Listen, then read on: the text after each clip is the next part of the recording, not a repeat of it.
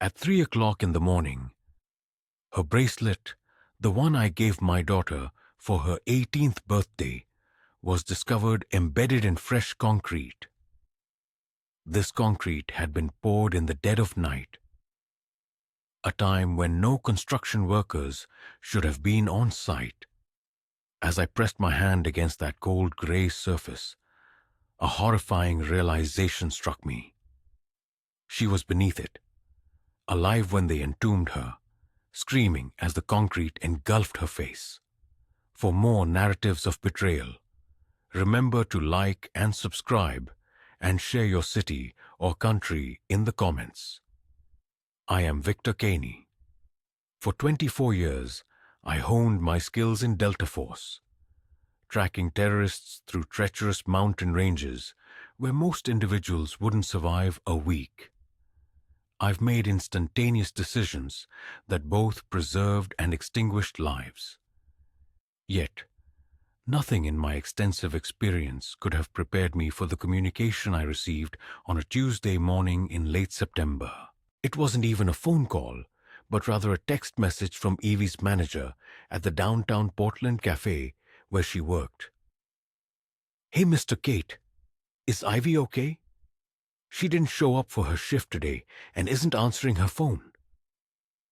Ivy, at 19, was exceptionally responsible, never missing work or ignoring calls.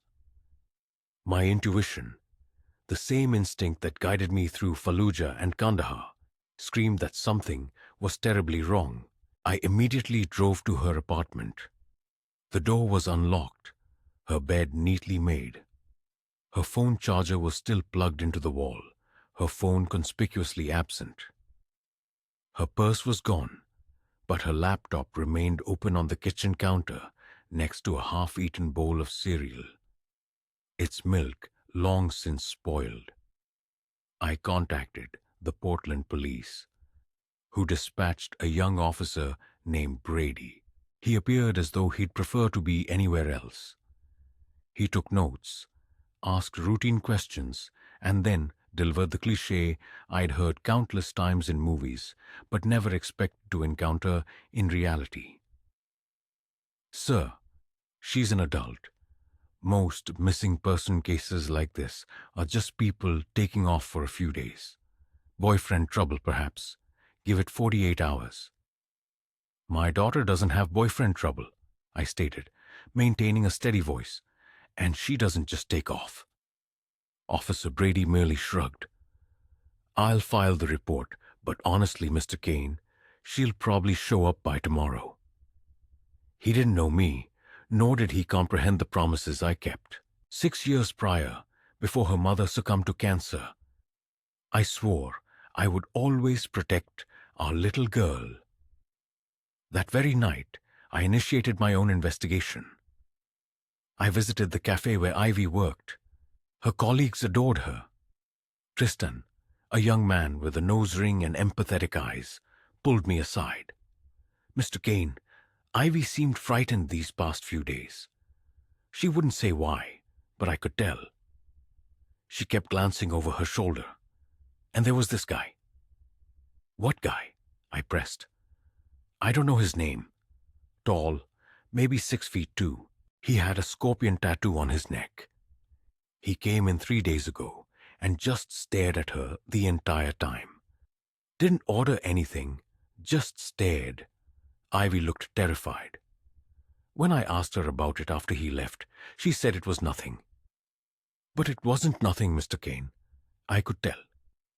I immediately showed Tristan a photograph on my phone, having already compiled images of known gang members in the Portland area. Tristan's eyes widened. He pointed to one face. "That's him. That's the guy.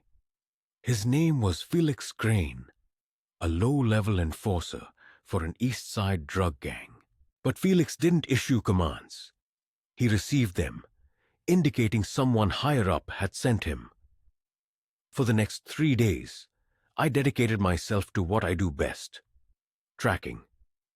I applied the skills the military had ingrained in me, along with others not featured on any resume. I bypassed traffic cameras, accessed phone records through old contacts who owed me favors, and meticulously traced Ivy's last known movements. She had departed her apartment at 9:47 p.m. on Monday night. Her phone pinged off a cell tower near Fifth Avenue at 10:03 p.m. Then silence. Her phone went dark. Fifth Avenue, that area was close to the docks, near the warehouses, gang territory. I drove there at midnight. The streets were deserted save for a few homeless individuals huddled beneath cardboard. I scoured the vicinity, searching for any sign, any clue. That's when I spotted it. A construction site, enclosed by a large chain-link fence, marked with yellow caution tape, and a sign proclaiming Riverview View Apartments, come in spring 2026. But what truly captured my attention was the concrete, freshly poured, and in a corner of the lot, partially obscured by a dumpster, a work crew van. At midnight, at a construction site that should have been closed, I scaled the fence, moving stealthily through the shadows. I got close enough to observe two men smoking cigarettes near the van. One was Felix Crane, the other, older, heavy-set with a grey beard. They were sharing a laugh about something inaudible to me, until the older man uttered a phrase that chilled me to the bone. "Dom's gonna be pissed if anyone finds out we poured that slab early." He said, "Wait till Friday." But we couldn't risk it. Dominic Rains. I knew that name. Every Portland police officer knew that name. Dominic "Dom the Reaper" Rains controlled the east side. Drugs, guns, extortion, untouchable because half the police force was on his payroll. I remained hidden until they departed. Then I ventured onto the site. The concrete was fresh, perhaps 2 or 3 days old. I knelt, running my hand across its surface. And that's when I saw it. A glimmer of silver in the moonlight, partially embedded in the edge of the slab, where the concrete hadn't fully hardened. I freed it. It was Ivy's bracelet. The one I had given her. The one she never removed. The one with her initials engraved on the back.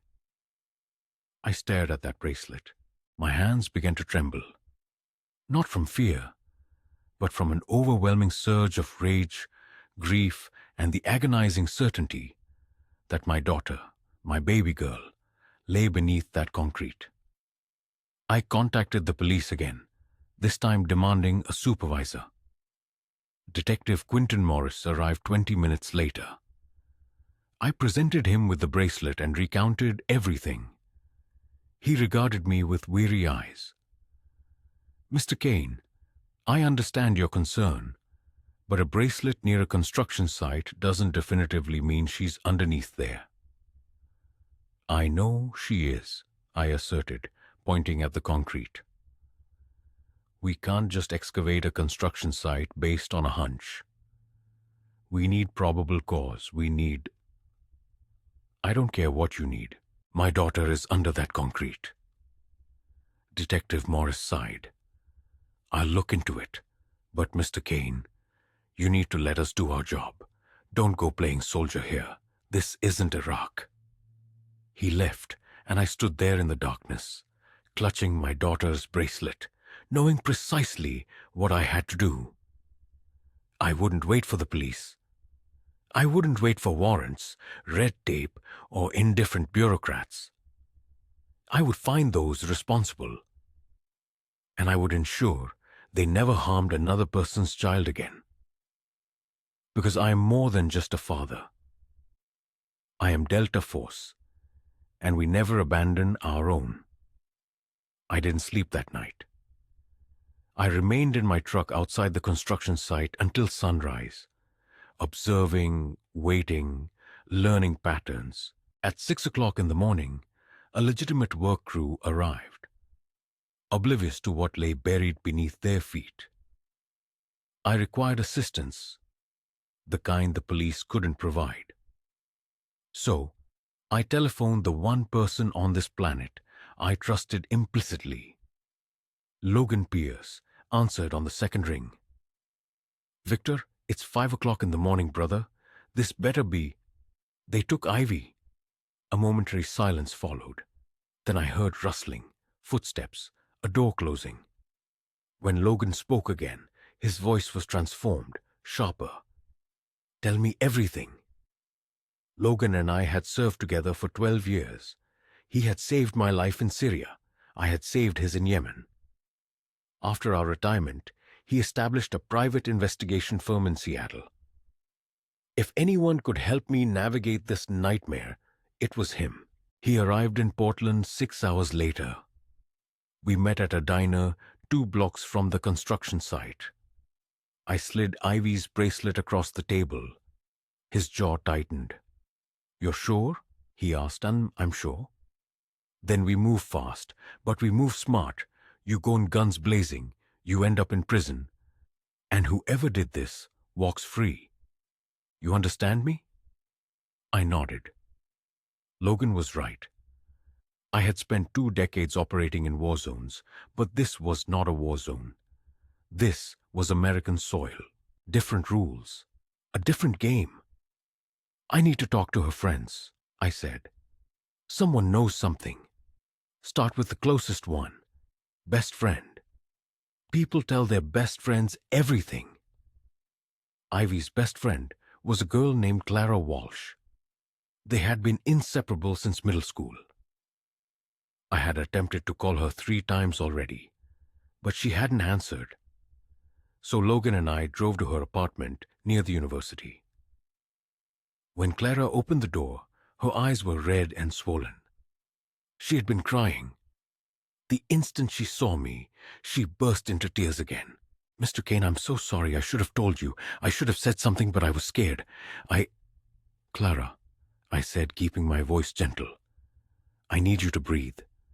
And then I need you to tell me everything." We sat in her small living room. Logan remained by the door, vigilantly watching the street outside. Clara twisted a tissue in her trembling hands. "About 3 weeks ago, Ivy and I went to a party, just a normal college party. But on the way home, we cut through this alley near Morrison Street. There were these guys doing a deal. Drugs, I think, or money, I don't know. But they saw us and Ivy." She pulled out her phone. I don't know why. Maybe she was going to record them. Maybe she was just nervous, but one of them saw her. "Who?" I asked. "I don't know his name, but he was young, Hispanic, tattoos all over his arms. He started yelling at us, told us to forget what we saw. Said if we talked, we'd regret it." "Did you go to the police?" Clara looked away. "Ivy wanted to. She said we had to, but I was scared. I told her it was probably nothing, that we should just forget it. And for a few days, it seemed fine. But then what? She started getting texts from a blocked number. At first, they were just warnings. Keep your mouth shut. Mind your business. But then they got worse, more specific. They mentioned where she worked, where she lived. And then last week, Clara's voice broke. She pulled out her phone with trembling hands and showed me screenshots. The final message had been sent 2 days before Ivy's disappearance. "Last chance. Stop asking questions or you'll disappear." "Asking questions?" Logan interjected from the doorway. "What questions?" Clara, wiping away tears, then recounted how Ivy disregarded the threats. 3 days prior to her disappearance, Ivy had gone to the police. She filed a detailed report about the men in the alley, providing descriptions and all relevant information. A chilling sensation ran through me. "Who did she speak with?" I pressed. "A detective," Clara confirmed. I don't remember his name, but Ivy said he appeared interested and promised to investigate. Logan and I exchanged a knowing look. We were both drawing the same unsettling conclusion. If Ivy reported to the police and vanished 2 days later, it implied an insider within the police department had tipped off the gang. "Do you recall anything else about the men in the alley?" I inquired, urging for any detail. Clara paused, reflecting. "One of them called the other Rains. I remember it because it's such an unusual last name. Rains. Dominic Rains." The pieces of the puzzle abruptly fit together. Ivy had witnessed Dominic's associates conducting a drug deal and subsequently reported it to the authorities. Someone had then leaked this crucial information back to Dominic, who, in turn, decided to eliminate the potential problem. I rose to my feet. "Clara, I need you to do something for me. I need you to stay with family for a few days. Don't go to class. Don't go to work. Just disappear for a while." Her face paled. "Why?" "Because if they know Ivy talked to the police, they might suspect she talked to you as well." Logan stepped forward. "I'll arrange protection. A friend of mine runs a security firm. He'll keep an eye on you." After we left Clara's apartment, Logan drove while I gazed out the window, my mind racing, formulating a plan, meticulously calculating every risk. "We need to identify the specific officer Ivy spoke with," I stated. "Already on it," Logan replied, pulling out his phone to make a call. "Hey, it's Pierce. I need a favor. I need to know which detective took a report from a girl named Ivy Kane about 3 days ago regarding an East Side drug deal." "Yeah, I'll wait." 2 minutes later, Logan hung up, his expression grim. "Detective Quinton Morris." The name stung. The same detective who had told me to wait. The same one who had dismissed me when I showed him Ivy's bracelet. The same one who had advised me not to play soldier. "He's dirty," I uttered quietly. "Looks that way." A surge of rage began to build within my chest, but I forcibly suppressed it. Rage wouldn't help Ivy now. Only cold, calculated action would. "We cannot involve the Portland PD," Logan asserted. "If Morris is compromised, we can't trust anyone else there. We require federal assistance." "I know someone," I declared. "An FBI agent named Mason Cross. We work together on a joint task force in Afghanistan. He's clean. Call him." I did. Mason answered on the fourth ring. I explained the entire situation. Ivy's disappearance, the bracelet, the construction site, the texts, and Detective Morris's involvement. Mason listened intently, without interruption. When I finished, a prolonged silence hung in the air before he finally spoke. "Victor, I've been trying to build a case against Dominic Rains for 3 years. He's untouchable. Every time we get close, evidence vanishes or witnesses recant.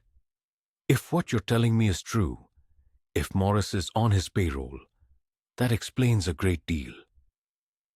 "I need your help, Mason," I pleaded. "I need to get that construction site excavated, and I need to do it before they move her." "Move her?" "If they realize I'm searching, they'll dig her up and relocate her somewhere we'll never find her." Mason was silent for another moment. "I can obtain a warrant, but it will take time, and I need more than just a bracelet. I need sufficient probable cause to convince a judge." "Then I'll provide you with probable cause." That night, Logan and I returned to the construction site. We waited until midnight before scaling the fence once more. This time, our purpose was not merely to look, but to document everything. Logan had brought an array of equipment: cameras, audio recorders, and infrared scanners. We meticulously swept the entire lot, and what we discovered made my stomach churn. The ground temperature around the concrete slab was noticeably different, warmer. The infrared scanner detected a heat signature beneath the surface, indicating something organic, something in the process of decomposing. Logan collected soil samples from the edges of the slab. We photographed and recorded every detail. Just as we were about to depart, headlights swept across the lot. A car was pulling in. Logan and I instantly dropped behind a pile of lumber. The car halted near the slab. Two men emerged. One was Felix Crane. The other was an individual I didn't recognize.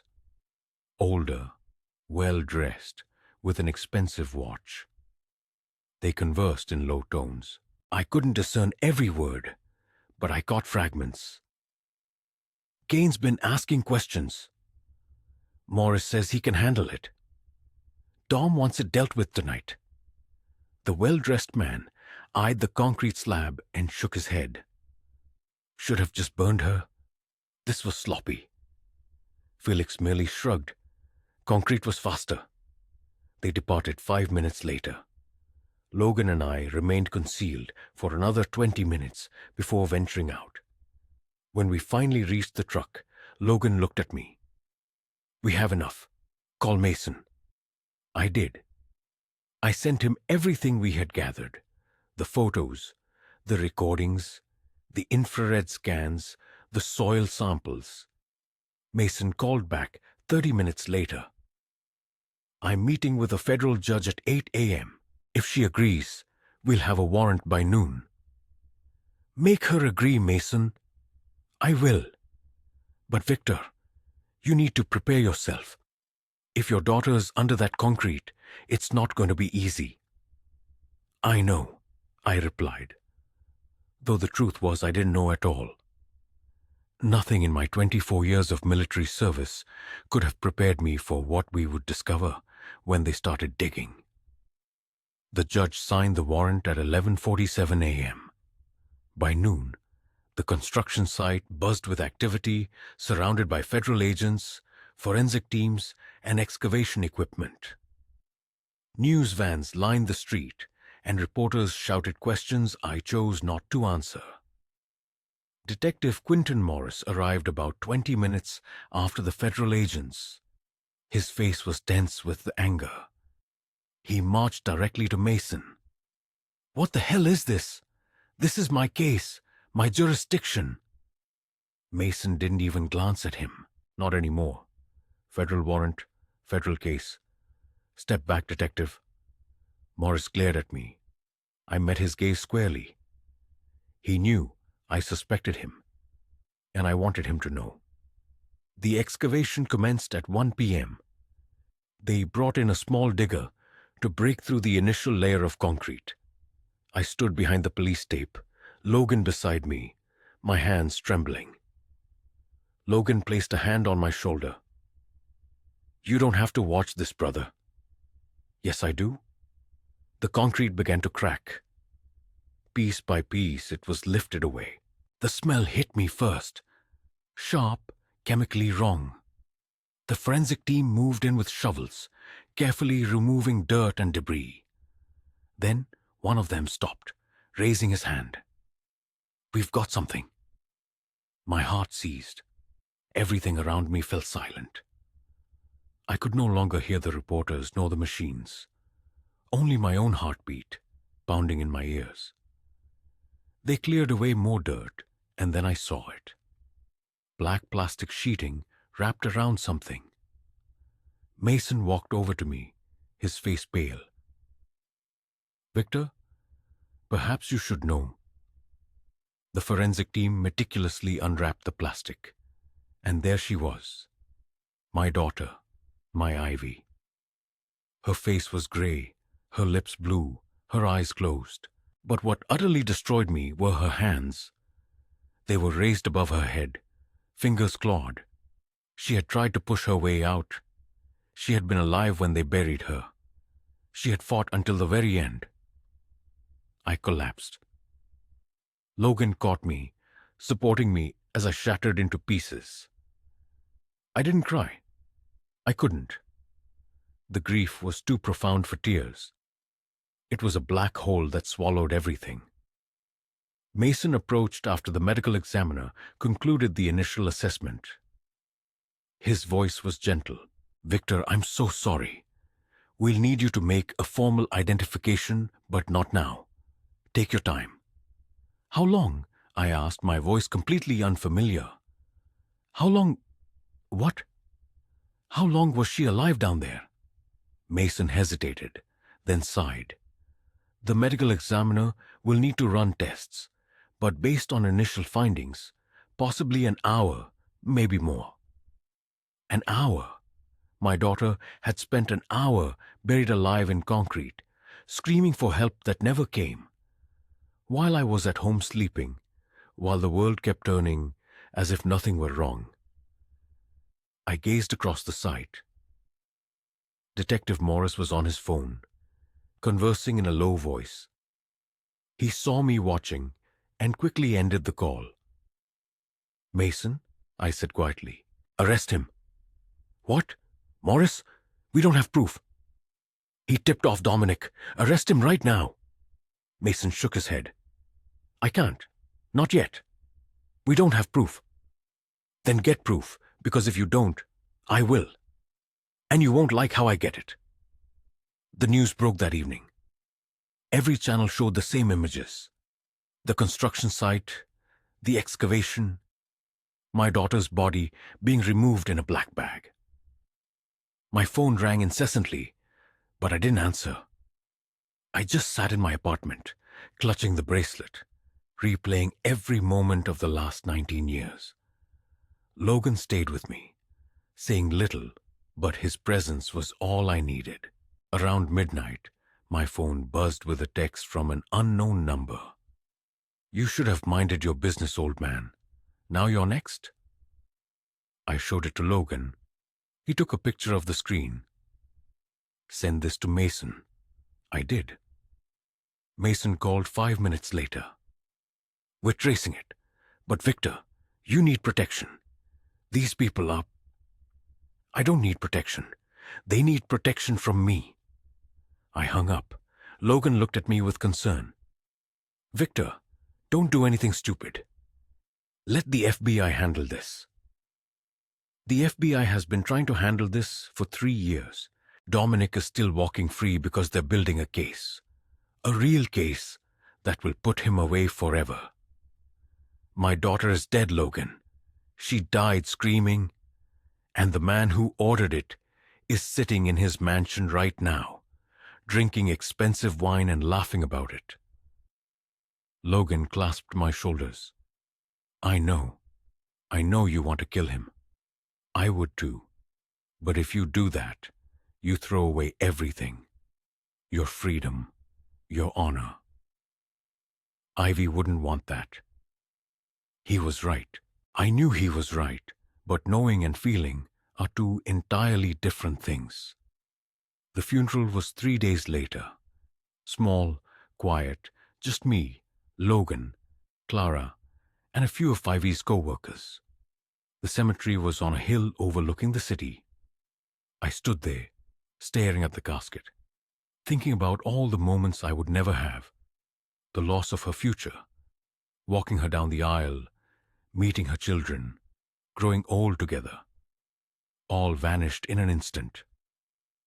After everyone departed, I remained, kneeling by her grave, and made a solemn vow.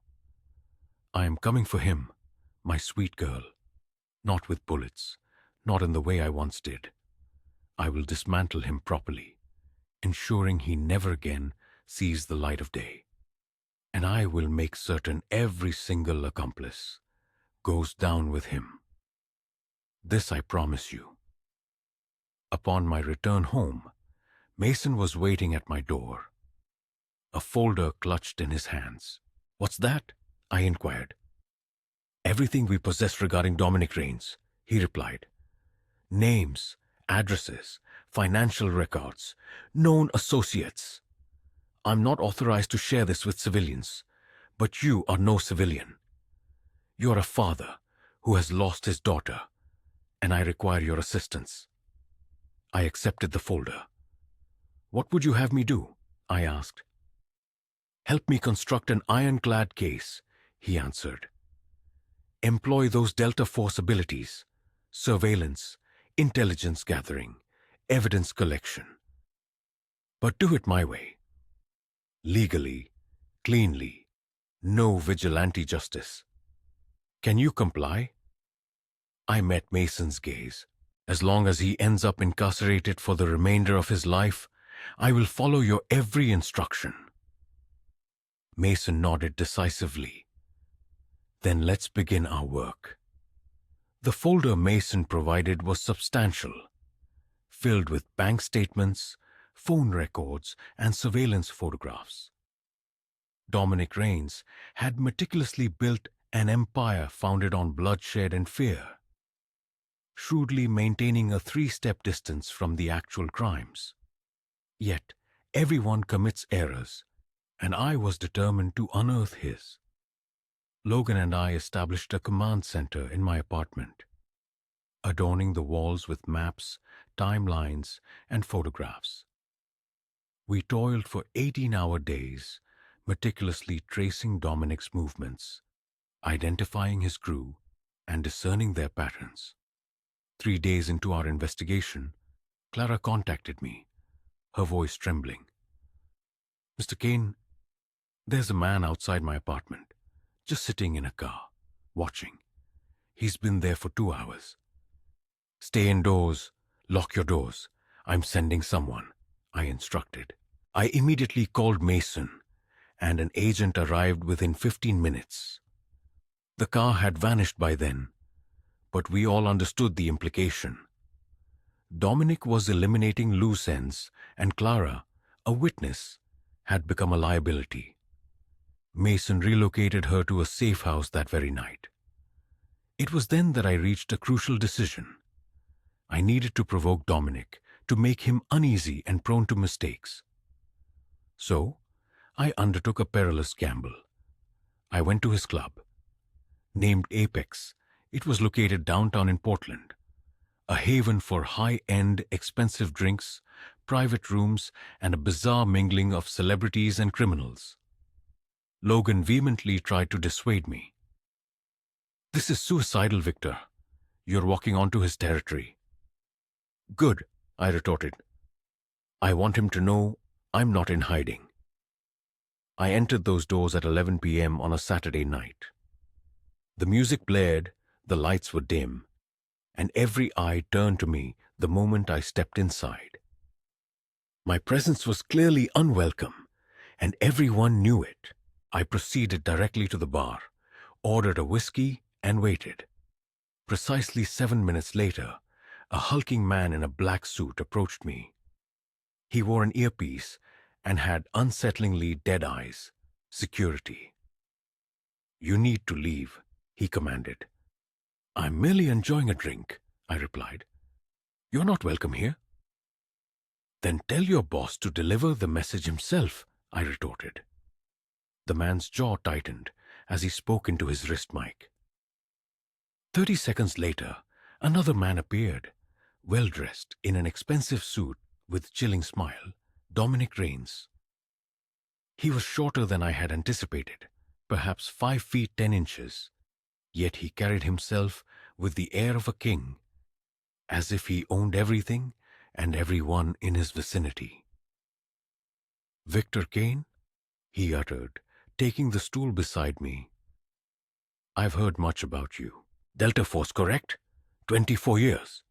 Impressive. You murdered my daughter, I stated. Dominic's smile remained unwavering. That's a grave accusation. Do you possess proof? I will, I asserted. See, here's the predicament, Victor. You're a soldier. You adhere to rules. Honor. Chain of command. But this is not a battlefield. This is my city, my rules. And those who disregard my rules tend to vanish? I turned to face him, looking him squarely in the eyes. Do you truly believe I'm afraid of you? I think you ought to be, he responded. Your daughter wasn't. Look how that ended for her. I lunged, seizing him by the collar. His security guards rushed forward, but Dominic raised a hand, stopping them instantly. He smiled. Go ahead, strike me right here, in front of all these witnesses. Give me cause to have you arrested, or better yet, buried beside your daughter. Every fiber of my being screamed to snap his neck then and there. Yet, Logan's words echoed in my mind. Don't throw everything away. I released him and stepped back. Dominic adjusted his collar, his smile still intact. A clever man.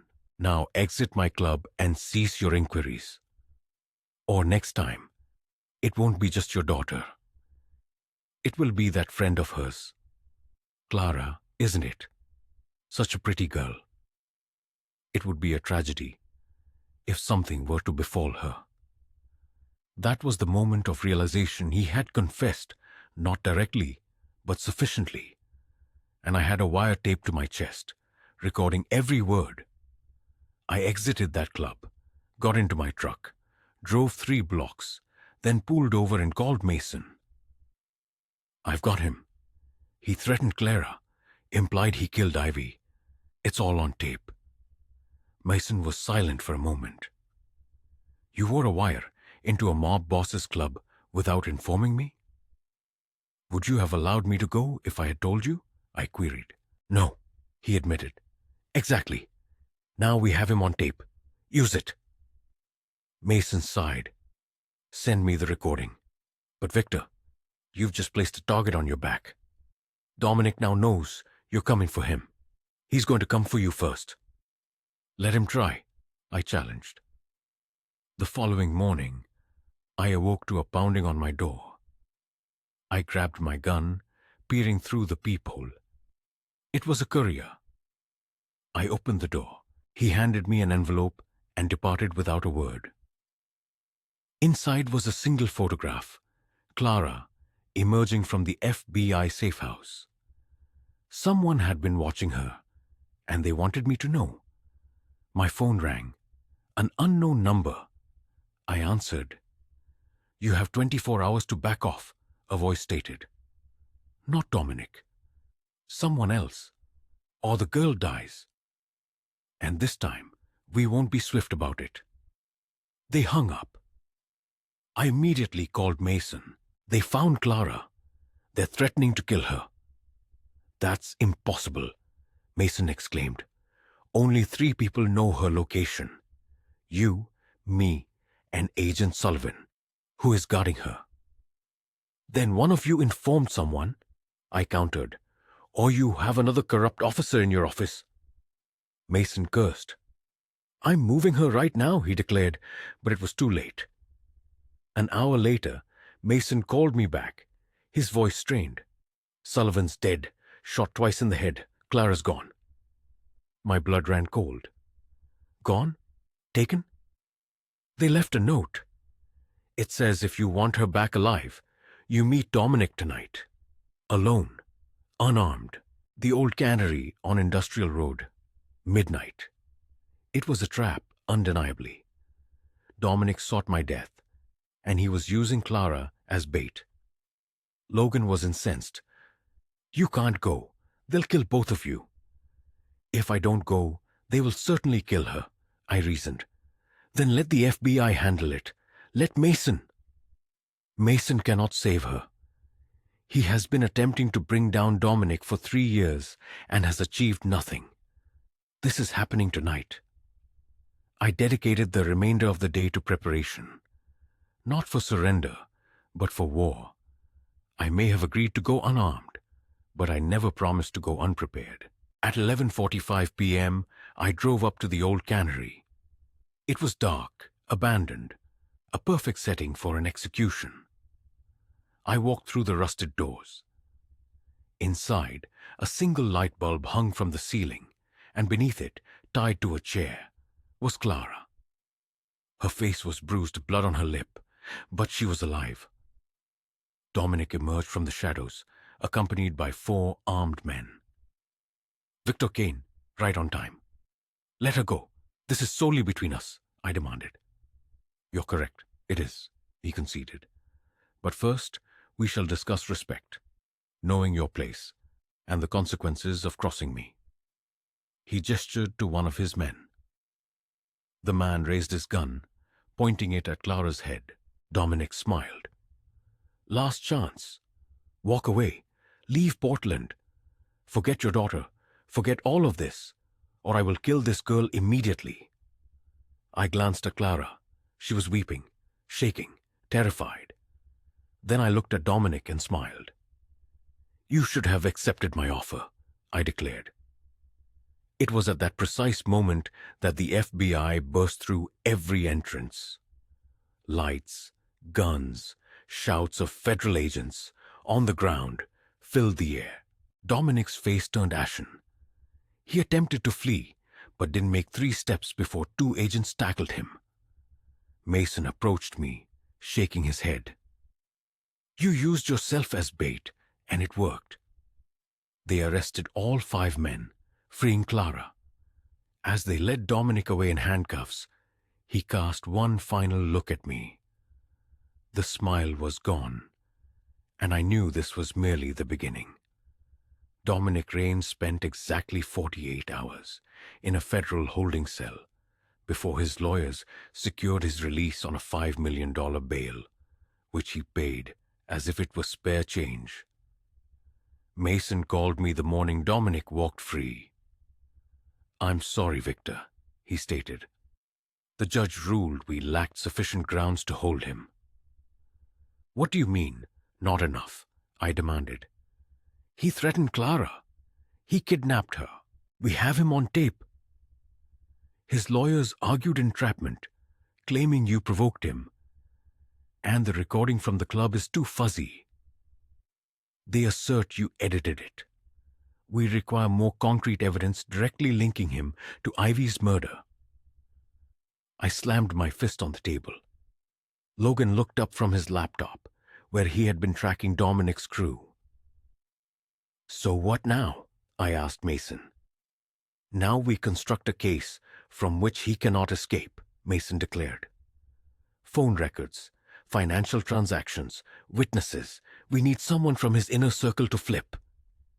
"That will never happen," I scoffed. "They're all too terrified of him." "Then we make them more afraid of prison," Mason concluded. Over the ensuing 2 weeks, Logan and I became shadows. We trailed Dominic's crew everywhere, meticulously photographing every meeting, recording every conversation we could capture. We traced money through shell companies and offshore accounts. Mason, for his part, exerted pressure on low-level dealers, offering immunity deals and extracting information from anyone connected to Dominic's operation. We uncovered that Dominic owned 15 properties across 3 states, legitimate businesses that served as fronts for laundering drug money. A trucking company transported his product, and a nightclub sold more than just drinks. But the breakthrough originated from an unexpected quarter. Felix Crane, the enforcer I had encountered at the construction site, the one who had helped bury my daughter. Logan located him at a dive bar on the east side. Felix was intoxicated, paranoid, glancing over his shoulder every 5 seconds. Logan approached cautiously. Felix Crane's hand instinctively moved toward his waistband. Logan, observing the subtle gesture, immediately raised his hands. "Easy, I'm not a cop. I'm a private investigator, and I believe we might be able to assist each other." Felix responded dismissively, "I don't engage with PIs." Logan countered, "Not even those who can ensure your survival?" This assertion successfully captured Felix's attention. Logan then settled into the seat opposite him. Dominic is headed for a downfall. You are aware of it. I am aware of it. The FBI is aware of it. And when he collapses, he's going to drag everyone associated with him down too. Unless you're astute enough to extricate yourself beforehand. A bitter laugh escaped Felix. Exiting isn't an option, not from Dom. You either depart and face death, or you provide testimony. Logan pressed, seek witness protection, a new identity, a new existence, a fresh beginning. Felix scoffed. If I testify, I'll be deceased within a week. Logan leaned forward intently. You won't be testifying. You'll be spending the next 30 years incarcerated because the FBI possesses your fingerprints from the construction site. They have video footage of you. You were present when that young woman was interred. You're facing charges as an accessory to murder. Felix's complexion paled. I didn't end her life. That was Dom and his brother Ryder. I was simply instructed to assist with the cleanup. Logan urged, then substantiate it. Disclose everything. We will secure a favorable arrangement for you. Felix remained silent for an extended period before retrieving his phone. I recorded something. It was insurance in the event Dom ever betrayed me. But if I provide this to you, do you guarantee my freedom? I cannot make such a guarantee, Logan admitted. But I can assure you the FBI will treat you more leniently than they will Dominic. Felix pondered this for a moment. Then he transmitted a video file to Logan's phone. Later that evening, when Logan presented the video, I found myself needing to step away, to simply breathe, as it revealed everything. Ivy, bound and distressed in a warehouse, was crying, pleading. Dominic stood over her, his demeanor chillingly emotionless, while his brother, Ryder, held a gun. Please, Ivy's voice captured in the video implored, I won't disclose anything, I swear. Just please, let me go. Dominic knelt down. You've already informed someone. You approached the authorities. That was a grave error. Ivy's desperate cries continued. I'm sorry. I'm so terribly sorry. Please.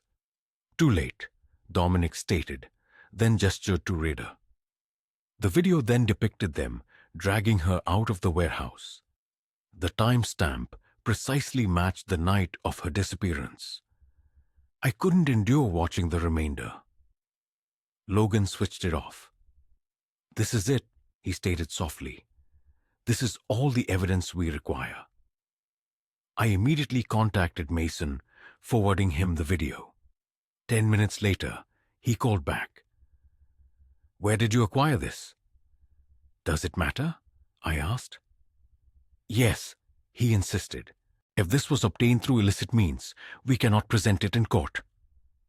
Felix Crane provided it to us voluntarily, I explained. He's seeking a deal. Mason was silent briefly. Then he declared, I'll confer with the prosecutor. If Felix testifies, and this video is authenticated, we can apprehend Dominic tonight.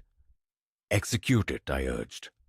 By 9 p.m., federal agents conducted a raid on Dominic's mansion, leading him out in handcuffs, directly into the glare of news cameras. His legal representatives vehemently protested about violations of rights and unlawful searches. Their arguments were futile. This time, the evidence was unassailable. Ryder was arrested that same night, along with 4 other members of the crew, including the 2 individuals who had actually poured the concrete. However, one unresolved matter remained. Detective Quinton Morris. The following morning, Mason accompanied me to FBI headquarters. We were situated in an interrogation room with Morris seated opposite us. He appeared anxious, though he endeavored to mask it. "Why am I here?" Morris inquired. "I haven't committed any wrongdoing." Mason slid a folder across the table. "Bank records displaying 6 deposits of $10,000 each into your account over the last year, all originating from shell companies owned by Dominic Raines." Morris's face twitched. "That's not what that represents." "Those are bribes," Mason finished, his voice unwavering. "We also possess phone records indicating 12 calls between you and Dominic during the week Ivy Kane vanished, including one call 2 hours after she filed her report. You informed him she had spoken to the police, and he subsequently ended her life because of it." Morris abruptly stood. "I demand legal counsel." "Sit down," I commanded, my voice chillingly calm. Morris met my gaze and detected something in my eyes that instilled fear in him. He slowly resettled. "You allowed my daughter to perish," I stated quietly. "You accepted illicit money and betrayed her to a monstrous individual, and now you will face the consequences." Mason leaned forward. "Here's the proposition. You testify against Dominic with full cooperation, or we charge you as an accessory to murder. Regardless, your career is finished. However, choose one path, and you might experience freedom again in 15 years. The other path guarantees you will die imprisoned." Morris's hands trembled visibly. "Quote thou, quote factro," I retorted. Morris finally broke, revealing everything. He confessed how Dominic had been paying him for 3 years, how he had tipped off Dominic about ongoing investigations, how he had made evidence vanish, and how he had deliberately delayed Ivy's missing person case. By the conclusion of his confession, I was consumed by an urge to reach across the table and end him. But I refrained, recognizing his greater utility alive. Mason had meticulously recorded, signed, and legalized every aspect of the proceedings. That night, I visited Ivy's grave, kneeling before it, and shared with her what we had accomplished. "We caught him, baby. We caught all of them. The trial commences next month, and I will be present every single day. I promise you, he will never see freedom again." The wind rustled through the trees, and for the first time since discovering her bracelet within that concrete, I experienced a sensation akin to peace.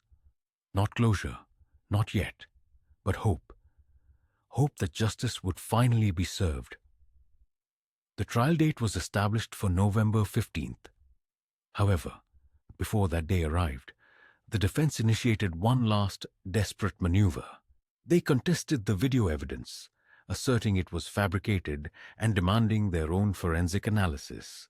The judge acceded, and for 2 agonizing weeks, everything remained precarious.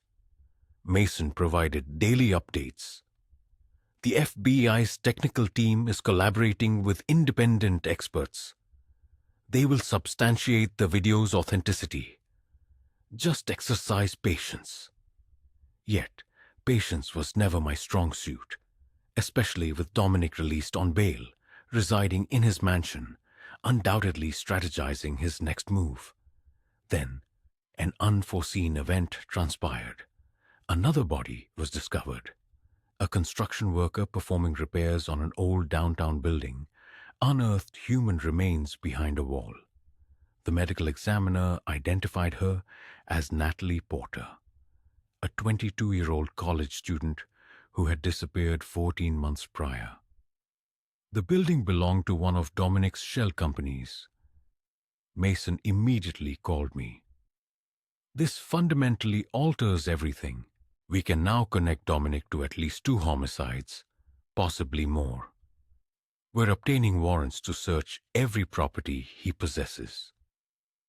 Over the ensuing week, 3 additional bodies were found, all young women, all slain in the same manner.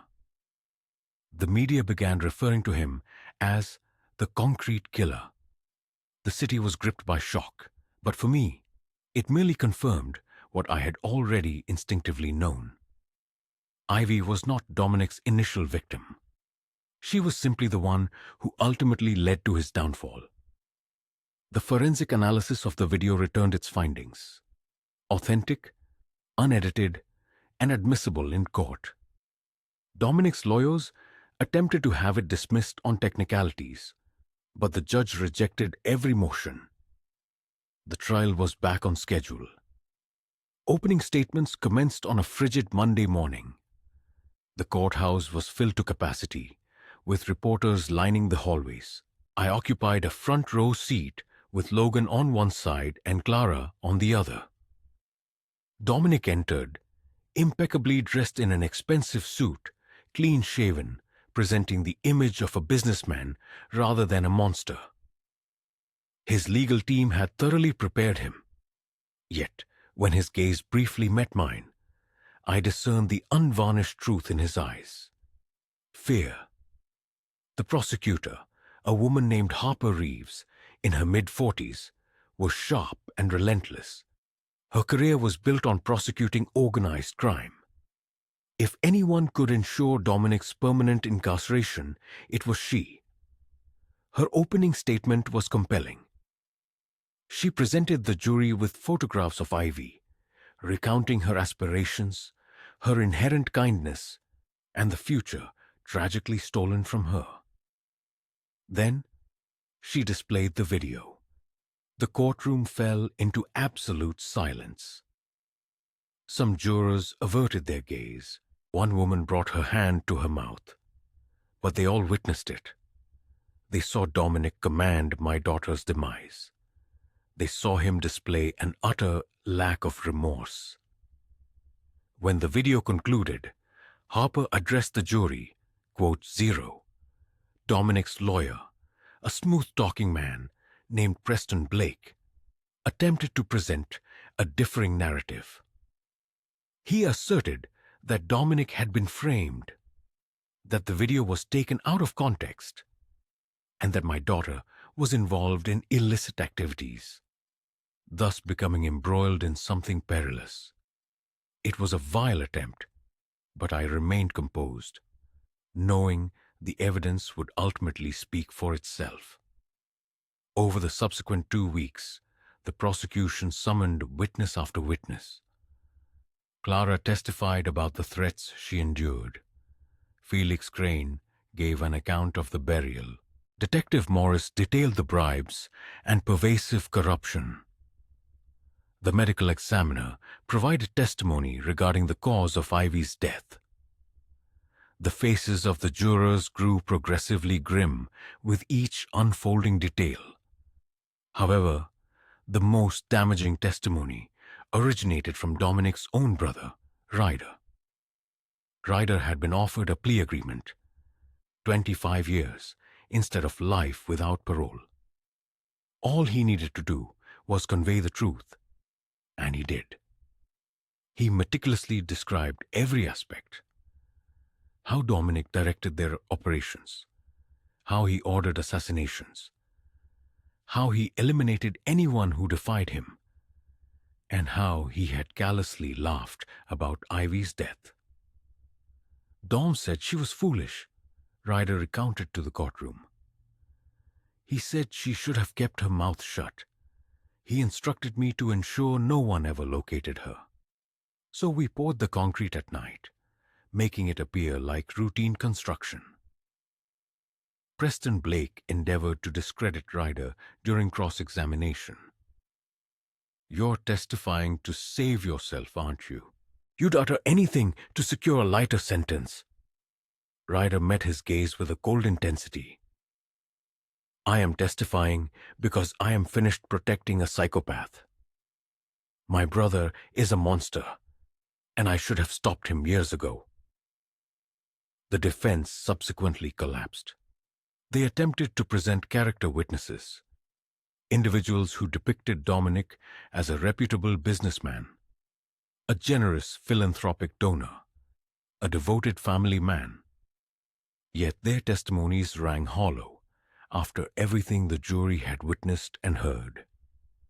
On the final day of testimony, Harper called me to the stand.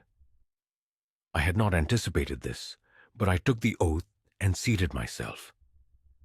Harper questioned me about Ivy, about her essence, about what she signified to me, and I recounted everything about her infectious laughter, her aspirations of becoming an educator, how she volunteered at animal shelters on weekends, how she called me every Sunday simply to check in.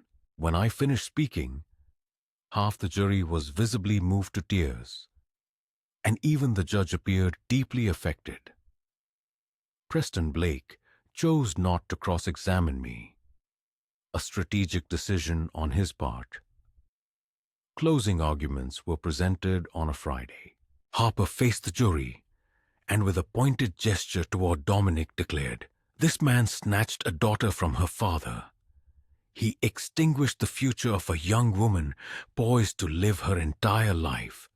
He acted without mercy, without hesitation, and he would have evaded justice had Victor Kane not fought diligently. Do not allow him to go free. Grant Ivy the justice she rightfully deserves." The jury deliberated for a mere 3 hours. Upon their return, the foreman rose as the judge requested the verdict. On the charge of first-degree murder, we find the defendant guilty. The courtroom erupted into a clamor. I closed my eyes, feeling Logan's reassuring hand on my shoulder and hearing Clara's sobs beside me. On the charge of kidnapping, guilty. On the charge of conspiracy, guilty. Guilty. Guilty. Guilty. He reiterated, confirming guilty verdicts on all 17 counts. Dominic's face paled. His lawyers immediately began discussions about appeals, but the judge quickly silenced them. Sentencing will occur in 2 weeks. Bail is revoked. Remand the defendant into custody immediately. They led Dominic away in handcuffs. As he passed my row, he met my gaze one last time, and I returned his stare without a smile or a hint of gloating, just a steady, unwavering look. This moment wasn't about revenge. It was solely about justice. Outside the courthouse, a throng of reporters converged on me. I delivered a brief statement. Today, my daughter received the justice she deserved. However, countless other families are still waiting, still searching. Do not let this be the end. Continue to fight. Continue to push, because justice is truly worth it. That evening, Logan, Clara, Mason and I gathered at a quiet restaurant. We didn't celebrate, but simply sat together, sharing stories of Ivy and remembering her. Clara quietly remarked, "She'd be proud of you." Quote 1. I hope so. 2 weeks later, Dominic Raines received a sentence of life in prison without the possibility of parole. Detective Morris was sentenced to 15 years, Rudder to 25, and Felix to 12. The system, slow and painful, had ultimately worked. One might assume that after Dominic's sentencing, everything would settle, and I would finally find peace. Yet, the reality is that justice does not erase grief, nor does it resurrect the dead. It merely ensures that the guilty are held accountable. I spent the first month post-trial in a haze, mechanically going through the motions, visiting Ivy's grave every Sunday, and poring over old photographs. Logan checked on me daily, concerned I might do something reckless. However, a turning point eventually arrived. I recognized that I couldn't simply remain stagnant, waiting to die. Ivy would not have wanted that. Consequently, I resolved to channel my pain into a meaningful purpose. I founded the Ivy Kane Foundation, a non-profit dedicated to assisting families of missing persons. We provided resources unavailable through traditional law enforcement, private investigators, forensic experts, and legal support. Everything I had utilized to locate my daughter, I now made accessible to those who couldn't afford it. Clara joined as a volunteer coordinator. Logan managed the investigative aspects, and Mason connected us with FBI resources. Within half a year, we had helped locate 12 missing individuals, 8 of whom were returned home alive. However, this work also painfully illuminated the prevalence of malevolent individuals still at large. The multitude of families still searching, still grieving, and still battling unresponsive systems. One particular case profoundly affected me. A woman named Brooke Matthews arrived at our office in tears. Her 17-year-old son Hunter had vanished 3 weeks prior. The police had given her the same dismissive response they had given me. Probably a runaway. Give it time. But Brooke, like me, knew better. Logan and I undertook the case, initiated an investigation, and within 2 days, uncovered a connection that sent shivers down my spine. Hunter's disappearance mirrored a disturbing pattern. 3 other teenagers had disappeared from the same vicinity over the past year. All were from low-income families, and all their cases had received minimal police attention. I contacted Mason stating, "We've got another one, possibly more. Someone is targeting kids, and the police are doing nothing." Mason used his influence to secure federal involvement, and what we unearthed was horrific. A human trafficking ring operating from a truck stop on Interstate 5.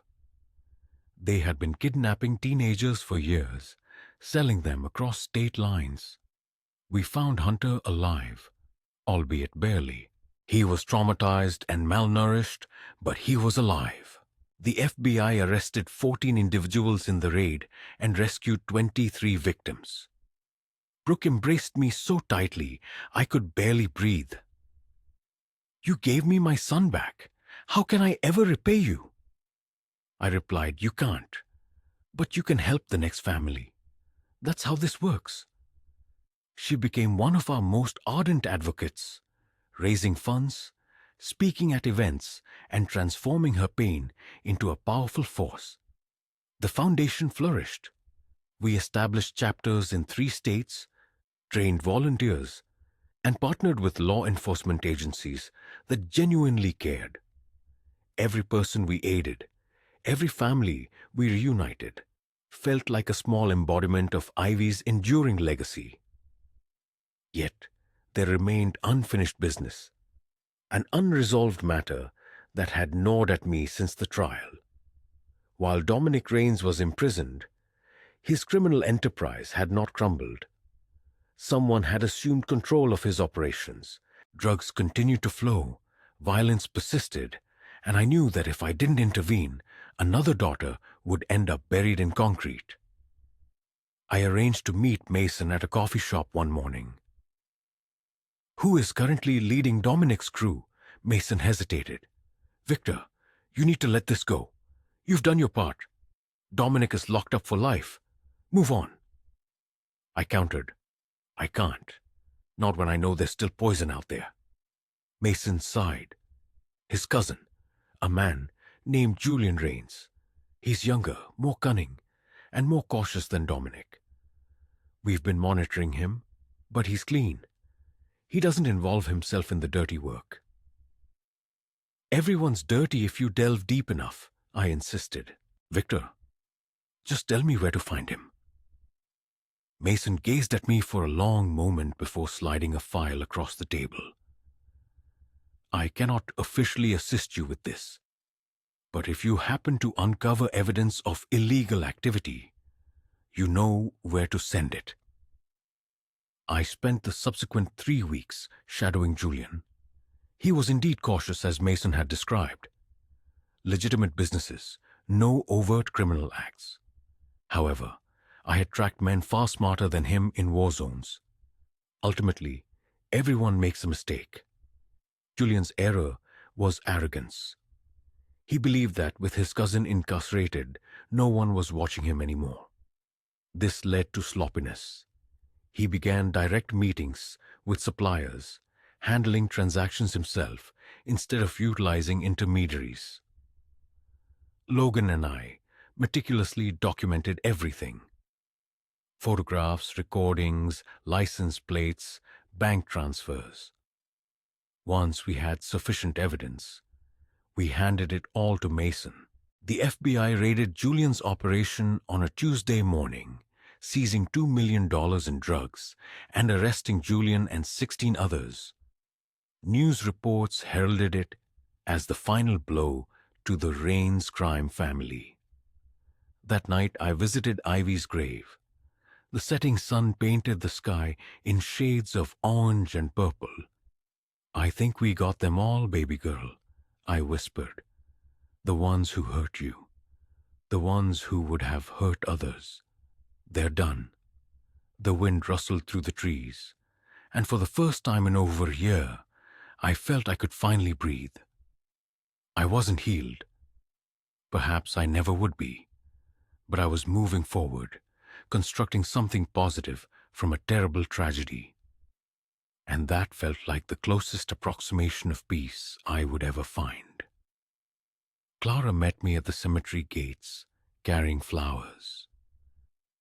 "Thought you might want company," she said softly. We stood together at Ivy's grave, two individuals who loved her, two who had survived the nightmare. Clara inquired, "Do you think she knows everything we've done?" "Yeah," I replied, "I think she does." We remained until the stars emerged. When we finally departed, I didn't look back, for I was no longer fleeing the past. I was carrying it with me, utilizing it, allowing it to strengthen me instead of embittering me. Ivy's death had broken me, but it had not destroyed me. And that distinction made all the difference. 6 months after Julian's arrest, I believed the worst was behind me. The foundation was flourishing. We had helped 32 families locate their missing loved ones. I had even begun sleeping soundly through the night again. Then, a letter was hand-delivered to my apartment. There was no return address, just my name neatly written in block letters on the envelope. Inside lay a single piece of paper bearing 7 words. "You didn't get everyone. Check your daughter's phone." My heart seized. Ivy's phone had been recovered from the construction site, damaged. The FBI had extracted what data they could for the trial and then returned it to me. I had never looked at it. I couldn't bring myself to. I retrieved it from the box in my closet where I kept her belongings. The screen was cracked, and the battery had long since died. I charged it for an hour, my hands trembling the entire time.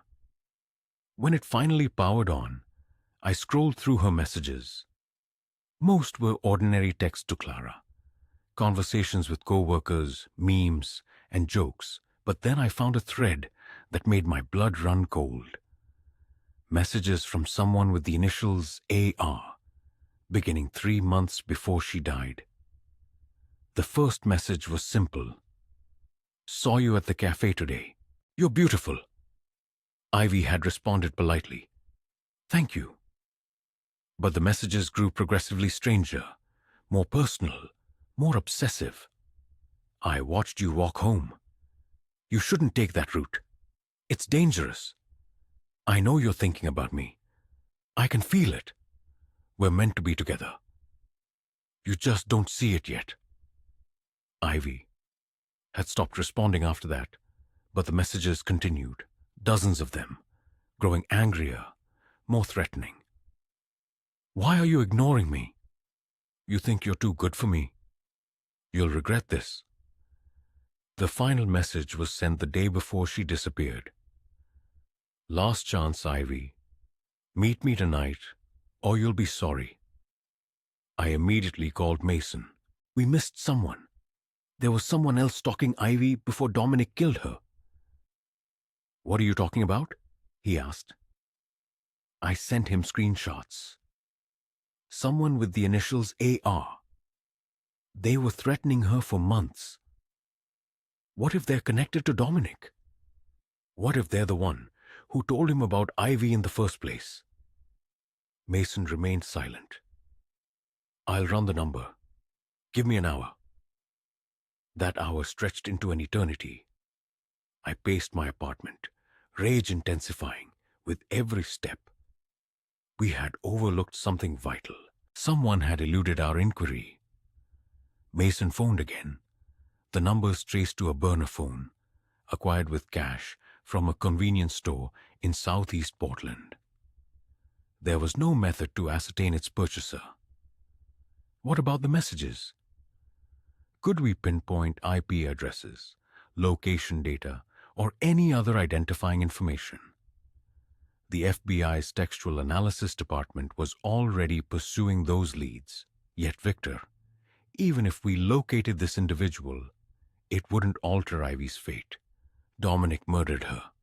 We are certain of that. But what if this person orchestrated events? What if they were in league with Dominic? Or were they merely a lurid individual who coincidentally stalked your daughter simultaneously? Coincidence happens. I, however, do not subscribe to coincidence. I disconnected the call and immediately contacted Logan. I recounted every detail.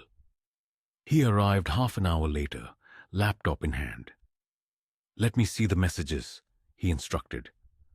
We scrutinized them together, analyzing the language, phrasing, and timestamps.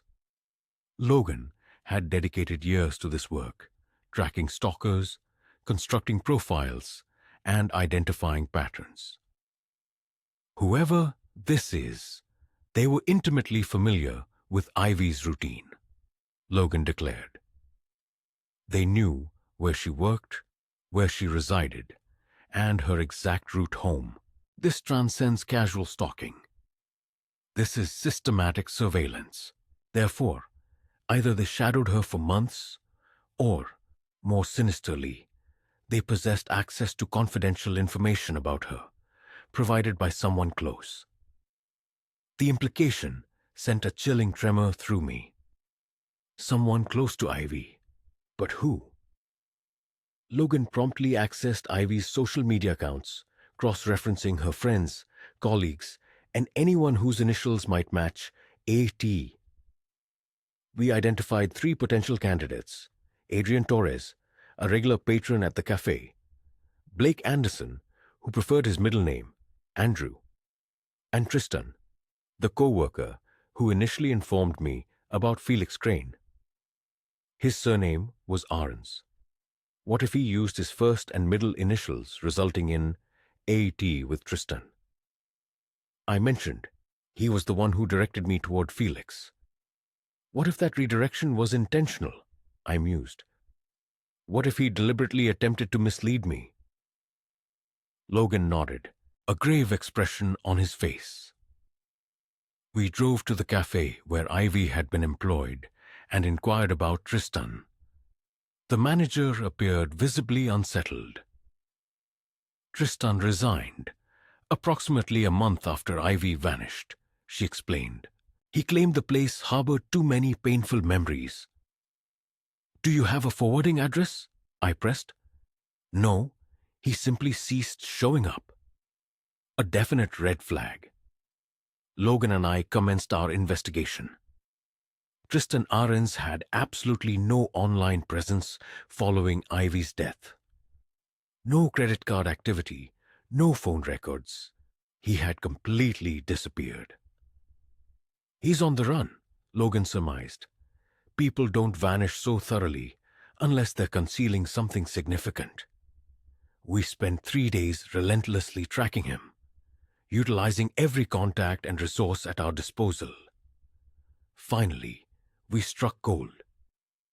Tristan had been spotted in Eugene, 2 hours south, working at a bookstore under an assumed identity. We drove there immediately, finding him casually restocking shelves. Upon seeing me, his face blanched.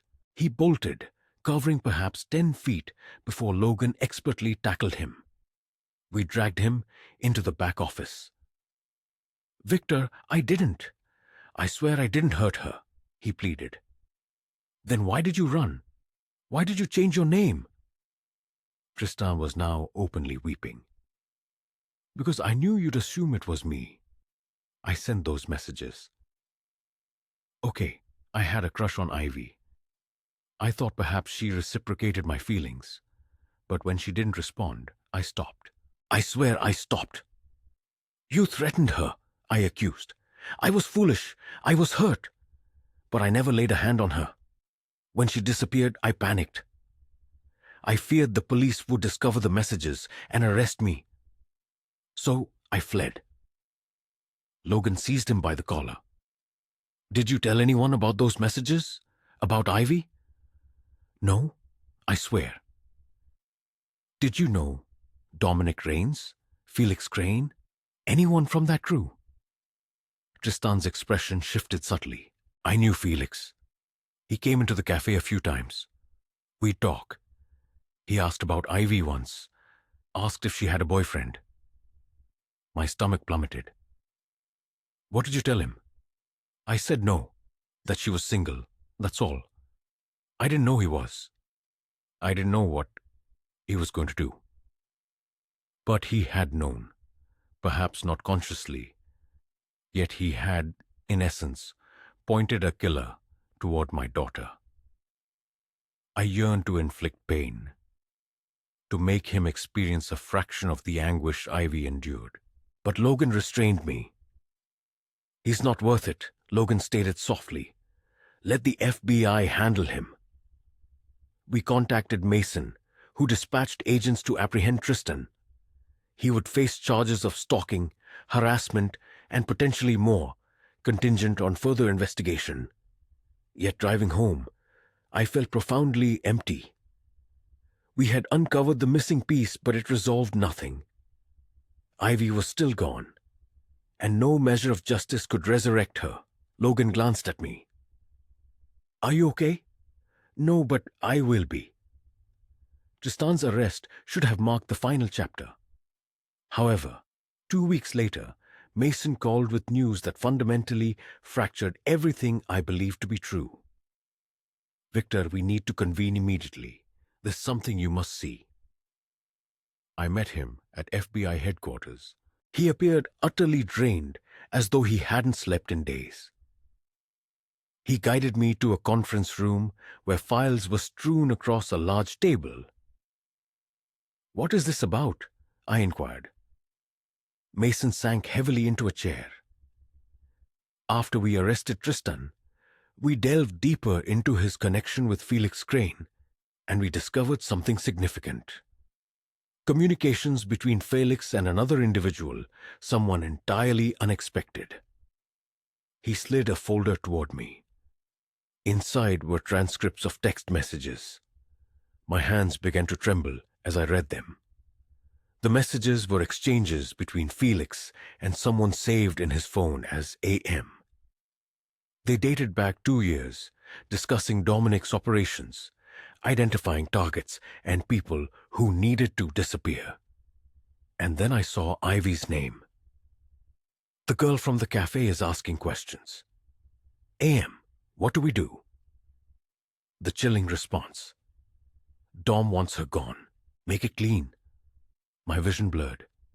"Who is AM?" Mason's jaw was rigidly set. "Agent Amelia Morrison, FBI. She's been on our task force for 3 years. The room seemed to tilt. What? She was Dominic's inside source, not just Morris from Portland PD. We had a mole within the FBI too. She's been supplying him with information, safeguarding his operation, and she's the one who informed Felix about Ivy. I found myself unable to breathe. An FBI agent, someone whose mandate was to protect people, someone who attended meetings with Mason, likely privy to our strategies, aware of our every move. Where is she? My voice was cold and steady. We arrested her this morning. She's in custody. But Victor, there's more. More. Mason produced another file. Morrison maintained meticulous records. Insurance, she termed it. Evidence of every crime she facilitated for Dominic. Names, dates, locations. She planned to leverage it for immunity if she were ever apprehended. And there are 8 additional bodies, Victor. 8 people Dominic had killed that we were unaware of. Morrison aided in their cover-up, made evidence vanish, rerouted investigations. 8 more families shattered. 8 more individuals interred in unmarked graves. And an FBI agent made all of it possible. I want to speak with her, I articulated. That's not, Mason began. I need to look her in the eye. He hesitated, then granted my request with a nod. 5 minutes, that's all I can allow you. They escorted me to an interrogation room. Amelia Morrison sat on the opposite side of the glass, handcuffed, radiating defiance. Mason opened the door, allowing me entry. Morrison looked up. She was younger than I had anticipated, perhaps 35. Rather ordinary. The type of person you would never suspect. Victor Kane, she stated, her voice devoid of emotion. I wondered when you'd make an appearance. I seated myself across from her. Why? What? Why did you assist him? You're FBI. You took an oath. She let out a bitter laugh. An oath doesn't settle student loans. It doesn't cover my mother's medical expenses. Dominic offered me more money in 1 year than the FBI pays in 10. So, yes, I accepted it. And my daughter, I pressed, my voice strained. What was she worth to you? Morrison's expression remained impassive. She was a liability. She observed something she shouldn't have. Dominic wanted her eliminated. I facilitated it. That's business. I yearned to reach across that table and end her, but I refrained, recognizing she wasn't worth sacrificing my own life for. Do you know the fundamental difference between you and me? I uttered quietly. I've killed people, dozens of them, but I did so to safeguard innocence. You killed innocence to protect yourself.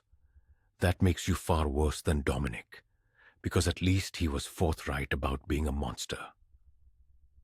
For the first time, Morrison's veneer of impassivity fractured, if only for a fleeting second. Then she averted her gaze. I rose from my seat. I hope you endure a lengthy existence in prison, long enough to contemplate every individual you have destroyed. I walked out. Mason was waiting. They're adding her to the prosecution, he informed me. Conspiracy, accessory to murder, corruption. She'll never experience freedom again. Good. The trial reconvened 3 weeks later. The prosecution introduced new charges against Dominic, substantiated by Morrison's meticulously kept records. The jury heard harrowing testimony regarding the 8 additional victims, viewed photographs of their bereaved families, and listened to their heartbreaking stories. They also heard Morrison's full confession. She had accepted a plea deal, 40 years, in exchange for complete cooperation. She sat upon that stand and meticulously detailed every crime she had helped commit, every life she had assisted in destroying. The jury appeared visibly nauseated. The judge, furious, Dominic, for the first time, seemed truly terrified. The defense possessed no viable strategy, no witnesses, no compelling evidence, no way to mitigate the overwhelming facts. Closing arguments were succinct. The prosecutors simply declared, "The evidence speaks for itself. Dominic Raines is responsible for at least 9 murders. He corrupted law enforcement at every level. He annihilated families, and he did so without an iota of remorse. Grant these victims justice. Find him guilty." The jury deliberated for a mere 90 minutes. Upon their return, the verdict was unanimous. Guilty on all counts. The judge fixed his gaze upon Dominic. "Mr. Raines, you have exhibited a complete and utter disregard for human life. You have corrupted institutions designed to protect people. You have caused immeasurable suffering. I hereby sentence you to 9 consecutive life sentences without the possibility of parole. You will die in prison." Dominic was escorted away. He did not look at me, nor at anyone else. His gaze remained fixed forward as they led him to spend the remainder of his life incarcerated. Outside the courthouse, reporters swarmed. I delivered a brief statement. Justice was served today, not merely for my daughter, but for every victim of Dominic Raines. And I wish to express my profound gratitude to the honest law enforcement officers who never ceased fighting, the ones who prove that integrity still exists in this world. Mason stood beside me. "We couldn't have achieved this without you, Victor." "Yes, you could have. You would simply have required a longer period." That evening, I made a final visit to Evie's grave. The sun was descending, casting elongated shadows across the cemetery. "It's truly over, my dear girl. Completely over this time. Dominic, Morrison, Tristan, all of them are headed to prison. You can finally rest now." The wind gently rustled through the trees, and I genuinely sensed something. Not a phantom, nor anything supernatural, but rather a profound feeling that she was conveying it was permissible for me to release my grip. I placed flowers on her grave. "I love you, Ivy. Always." Then I departed, not evading the past, but prepared to confront the future. On the day Dominic Raines was transferred to a maximum security prison, I observed from outside as the transport van drove away. 24 years in Delta Force had instilled patience in me. It taught me that certain battles demand more time than others. However, that day I finally comprehended the feeling of triumph. Not jubilation, not elation, but a quiet sense of peace. Clara successfully completed college that spring and extended an invitation for me to attend her graduation ceremony.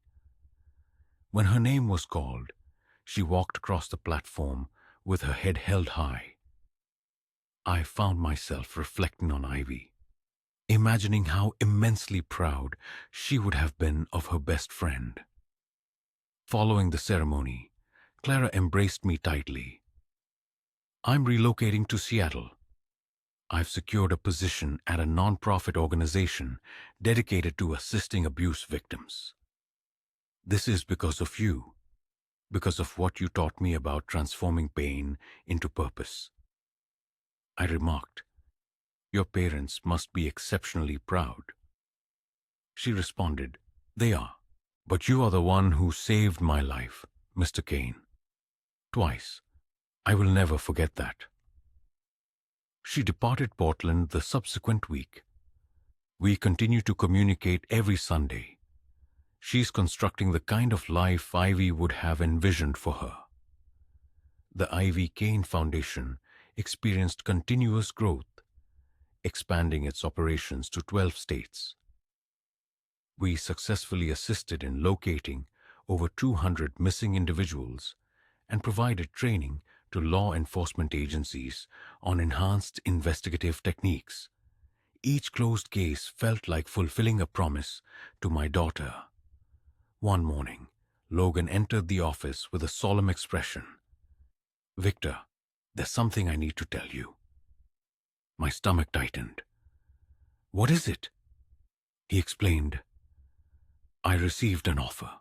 The Department of Justice wants me to lead a national task force on human trafficking. It represents everything I've been striving for, but it means leaving Portland, leaving the foundation." I should have felt disappointed. Instead, I smiled. "Accept it." He questioned. "What?" I responded. "You have an opportunity to save lives on an immense scale. Ivy would want you to take it. I want you to take it." Logan's eyes welled up. "You're my brother, Victor. I can't just—" "Yes, you can and you will, because that's what we do. We move forward. We keep fighting." He departed 3 weeks later, but we maintain daily communication and collaborate on cases whenever feasible. Some bonds remain unbroken, even when distance intervenes. Detective Morris served 2 years before another inmate, whose family Dominic had utterly destroyed, took justice into his own hands. Morris did not survive the assault. When Mason informed me, I felt nothing. No satisfaction, no sorrow, only an emptiness where vengeance once resided. Agent Morrison was not as fortunate. 40 years stretched before her in a federal prison. At times, I pondered whether she ever considered the lives she had ruined, or if she experienced any semblance of remorse. Mostly, though, I did not think about her at all. Tristan served 5 years for stalking and obstruction. He once sent me a letter from prison, an apology, explaining his profound regret, and how he never intended for any of it to transpire. I read it once, then incinerated it. Some apologies arrived too late to matter. Mason and I maintained a close relationship. He visited Evie's grave with me annually on the anniversary of her death. He rarely spoke much, simply standing there, present. That gesture meant more than any words could convey. On what would have been Evie's 25th birthday, I did something unconventional. Instead of visiting her grave alone, I organized a memorial event, inviting every family we had assisted through the foundation. Over 300 people attended. We shared stories, lit candles, and I stood before them, proclaiming, "My daughter's life was stolen, but her death gave birth to something beautiful." Every person we've brought home, every family we've reunited, that is Ivy's legacy. That is how we conquer evil. Not by succumbing to it, but by creating something superior. People wept, embraced me, and expressed their gratitude, and I grasped a profound realization. I had spent 24 years in combat zones, combating visible adversaries, but the true battle, the one of utmost significance, was waged right here, in communities, within families, in moments of choosing hope over despair. That night, back in my apartment, I retrieved a box I had kept concealed for 2 years. Inside were Ivy's possessions, her bracelet, her favorite jacket, and photographs from her childhood. I had been too terrified to look at them, fearing that grief would consume me entirely. But now, I spread them out, examined each photograph, recalled each moment, and instead of drowning, I found myself floating. The memories no longer inflicted pain. They brought healing. I picked up her bracelet, the one I had discovered in that concrete, held it in my palm, and made one final vow. I'm going to keep living, my dear girl. Not merely surviving, but truly living. Because that is what you would desire. And everything I do from this point forward Every person I assist, every life I save, I am doing it for you. The foundation persevered in its mission. We never ceased, never diminished our efforts, because evil does not rest, and neither could we.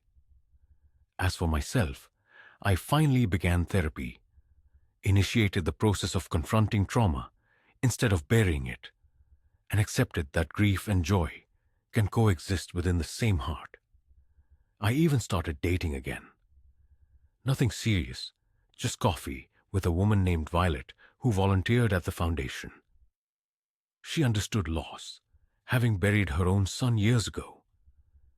We proceeded cautiously, allowing for no pressure, simply two broken individuals learning how to become whole once more. Life was not without its imperfections.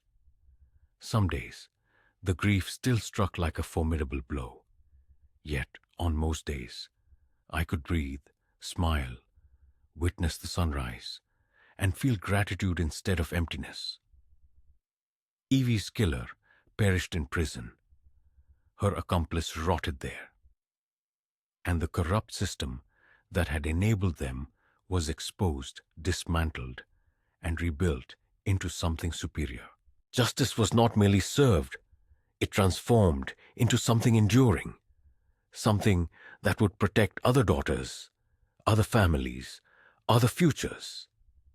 And that, more than any revenge, more than any punishment, was the true triumph. Allow me to pose a question. If you lost a loved one, could you transmute that pain into purpose? Could you choose justice over vengeance? Share your answer in the comments below and let me know where you're watching from. Which city? Which country? I cherish seeing the extensive reach of these narratives. If this story resonated with you, please hit that like button and subscribe for more thrilling and epic revenge stories, because we are just beginning, and I assure you, the next one will utterly astound you. Additionally, please inform me in the comments what kind of stories you would like to hear next. Betrayal, family drama, military revenge, corporate takedowns. Tell me what captivates you, and I will deliver stories that will keep you enthralled from start to finish. Until next time, take care of yourselves, remain strong, and remember, justice always finds a way. Story finished.